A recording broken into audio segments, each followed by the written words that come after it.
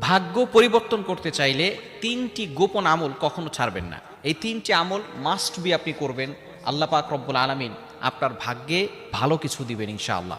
আমরা অনেকে মনে করি ভাগ্য মানে হচ্ছে যদি টাকা পয়সা আমার কাছে আসে, সম্পদ আমার কাছে আসে, আমি যদি কোটি কোটি টাকার মালিক হয়ে যাই তাহলে মনে হয় আমার ভাগ্য ভালো।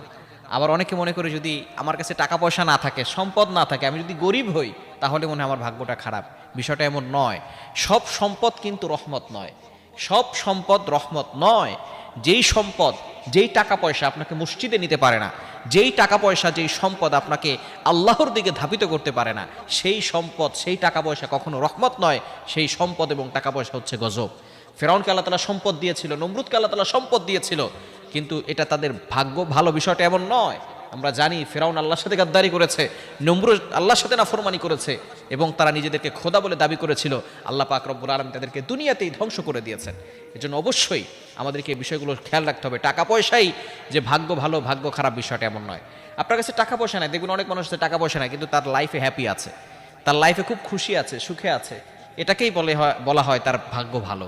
কিন্তু টাকা পয়সা আপনার অনেক আছে কিন্তু আপনার লাইফে কোনো সুখ নাই, লাইফে শুধু কষ্ট আর কষ্ট। অনেক টাকা পয়সা আছে, অনেক বিঘা জমি আছে, কিন্তু আপনার কাছে কোনো হ্যাপিনেস নাই, সুখ নাই, তাহলে আপনি ভাগ্য ভালো এটা বলতে পারবেন না। এই জন্য অবশ্যই আমরা তিনটি আমল করবো। নাম্বার ওয়ান, এক নাম্বার হচ্ছে ইমানের উপর অটল অবিচল থাকতে হবে। ইমান এনে আমরা যদি ইমানটাকে ছেড়ে দেই, বিভিন্ন ধরনের শিরিকের গুনাহের কাজ করি, শিরিকের গুনাহ আল্লাহ তাআলা কখনো ক্ষমা করবে না।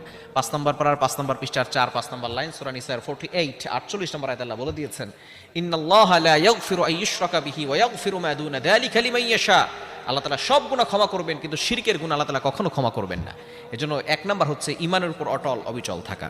আল্লাহ তাআলা পবিত্র কোরআনুল কারীমের ভিতরে নিজেই বলে দিয়েছেন, 24 নম্বর পারা 19 নম্বর পৃষ্ঠার 3-4 নম্বর লাইন, সূরা হামিম আস-সাজদা 30 নম্বর আয়াতে, ইন্নাল্লাযীনা ক্বালু রাব্বুনাল্লাহ সুম্মা ইসতাকামু তাতানাজ্জালু আলাইহিমুল মালায়েকা আল্লা তাখাফু ওয়া লা তাহজানু ওয়া আবশিরু বিল জান্নাতি আল্লাতী কুনতুম তুআদুন।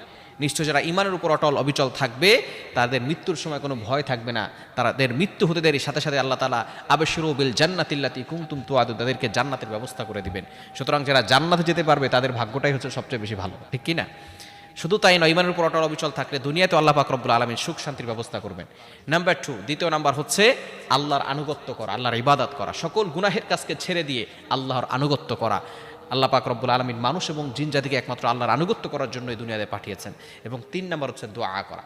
আপনি যত বেশি পারবেন ইস্তেগফার করবেন, তাওবা করবেন এবং আল্লাহর কাছে দোয়া করবেন, হারাম থেকে দূরে সরে আসবেন, এবং একমাত্র দোয়াই পারে মানুষের ভাগ্য পরিপূর্ণভাবে পরিবর্তন করে দিতে।